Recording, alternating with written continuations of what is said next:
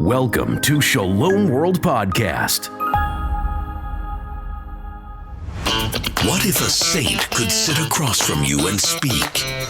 Hey, Carlo, welcome to the studio. Hey!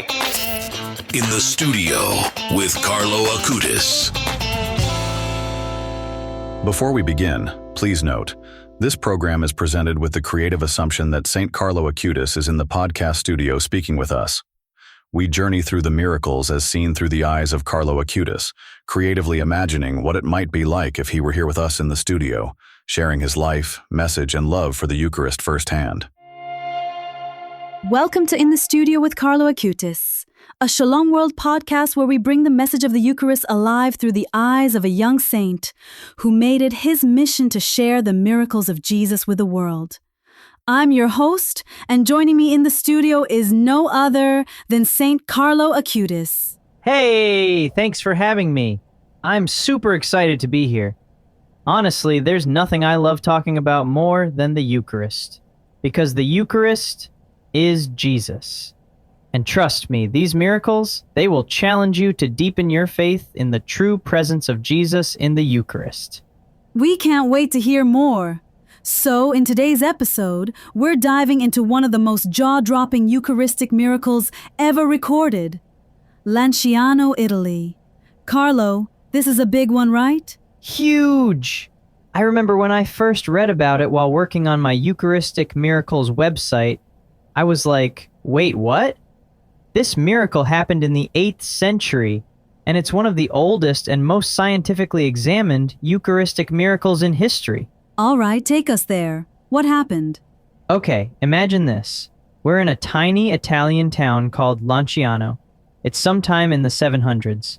There's a priest, he's a Basilian monk, who's celebrating Mass, but deep down, he's wrestling with serious doubts about the real presence of Jesus in the Eucharist. Even a priest? Yep. And he's not the only one.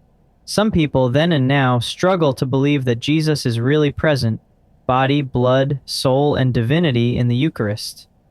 But back to Lanciano. Here's what happens.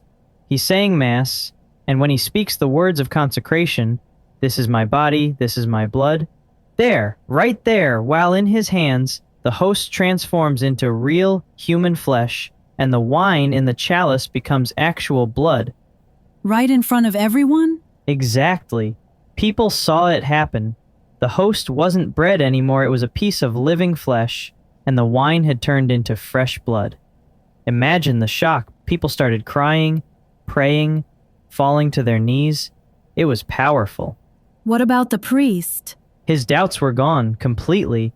That miracle changed everything for him. He knew beyond a shadow of a doubt that Jesus was really there. And the miracle didn't just fade away, right? Nope. The flesh and blood were preserved. And here's the wildest part. They're still preserved. You can go see them today in the Church of San Francesco in Lanciano. Hold on. The flesh and blood from the 8th century are still there? Yes. And get this. No preservatives were used. And decades ago, scientists studied them. The results? Totally mind-blowing. Okay, I'm intrigued. I can't wait to know what the scientists found out.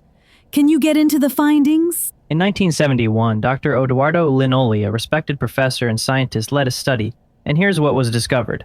The flesh? It's human cardiac tissue, specifically from the left ventricle of the heart, the part that pumps blood to the whole body. The blood type was AB positive. That's the same blood type found on the Shroud of Turin. And here's something that left scientists totally puzzled. There were 5 clots of blood, different sizes, different shapes, so naturally, when they were weighed one by one, they gave different weights. That made sense. But when all 5 were placed on the scale together, their total weight was exactly the same as the weight of any one clot alone.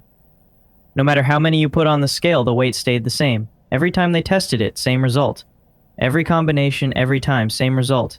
Repeated tests, same outcome. No scientific explanation. Wow, that's really something. But what does it mean? Spiritually, it tells us something about the Eucharist. Jesus isn't divided. Every fragment of the consecrated host, no matter how small, contains the whole Christ. Body, blood, soul, and divinity. Just like each clot mysteriously carries the full weight. Every piece of the Eucharist carries the fullness of Jesus. So, even if we receive just a small piece of the hosted communion, We receive all of Jesus. That's the mystery and beauty of the Eucharist. that's incredible. It's like the miracle just keeps on speaking, even through science. Exactly. Science confirms what faith has always proclaimed. Jesus is truly present in the Eucharist. Carlo, can you maybe share with our listeners why this miracle is significant and what message it holds? Because it reminds us of what's real. So many people think of the Eucharist as just a symbol. But it's not. It's Jesus, fully alive and present. He's waiting for us at every altar, in every Mass. And yeah, miracles like Lanciano are amazing. But every Eucharistic celebration contains the real miracle, the miracle where the bread and wine, which are made by human hands, become the body and blood of our Lord Jesus Christ. Whether we see it, visible or not, that's Jesus right there. What can someone do if they're struggling to believe that? Start small. Spend time with Jesus in Eucharistic adoration. Sit with him. Talk to him. Just be there. Faith grows in relationship. The more time you spend with Jesus, the more your heart will recognize him. Carlo, any final message you'd like to share? Yes. Run to the Eucharist. Don't wait for a miracle to believe. Jesus is here, now, in every tabernacle. He's calling you. And like I always said, the Eucharist is the highway to heaven. Thank you, Saint Carlo, for being with us today and for pointing us to Jesus. Shalom World Podcasts is now available on all online platforms, including Apple Podcasts, Spotify, and others.